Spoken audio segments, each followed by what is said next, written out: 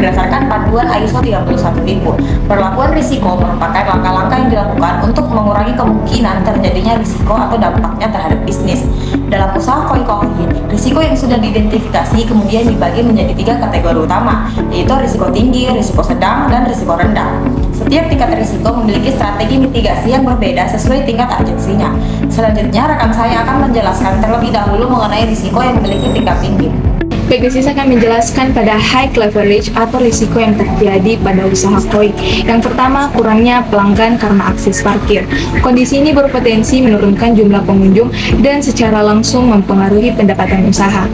Untuk mengatasi hal tersebut, Koi Coffee dapat menerapkan berbagai strategi seperti memperkuat promosi digital melalui media sosial seperti TikTok, Instagram, dan media sosial lainnya, serta memberikan promo harga menarik dan menjalin kolaborasi dengan komunitas lokal.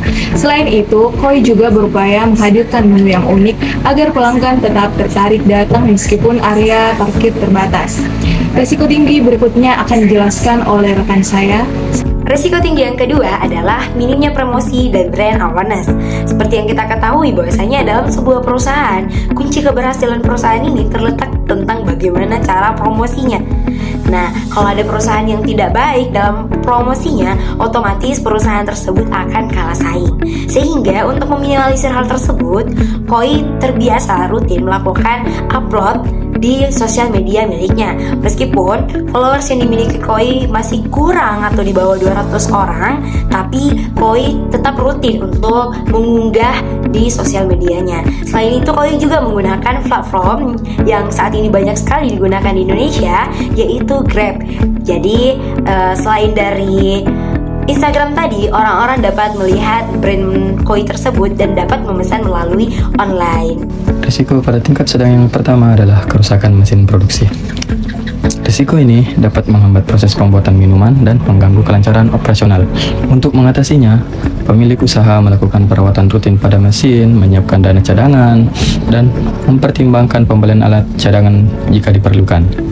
Langkah-langkah ini bertujuan agar kegiatan produksi tetap berjalan meskipun terjadi kerusakan mendadak. Nah, selanjutnya akan dijelaskan risiko sedang lainnya oleh rekan saya. Risiko sedang, luas dan rendah. Risiko sedang berikutnya adalah gangguan listrik dan ancaman keamanan seperti pencuri dan kerusakan.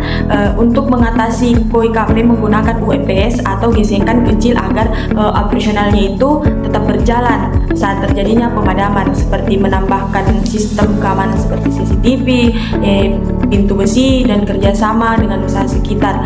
Nah, sementara itu untuk risiko rendah itu sejauh ini belum ditemukan risiko spesifiknya karena usaha ini masih tergolong baru. Namun pemiliknya itu tetap melakukan pemantauan rutin agar risiko kecil tidak berkembang menjadi besar.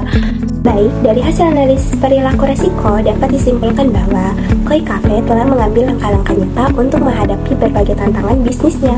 Risiko paling serius berasal dari aspek pemasaran dan pelanggan, sehingga fokus utama mitigasi diarahkan pada peningkatan promosi dan penguatan brand. Selain itu, keseimbangan operasional seperti perawatan mesin, penyediaan cadangan listrik, dan peningkatan keamanan juga menjadi bagian penting dari strategi mitigasi. Pendekatan ini sejalan dengan prinsip ISO 31000, yaitu mengidentifikasi, menilai, dan menanggapi risiko secara sistematis agar bisnis tetap stabil dan berkelanjutan di tengah persaingan.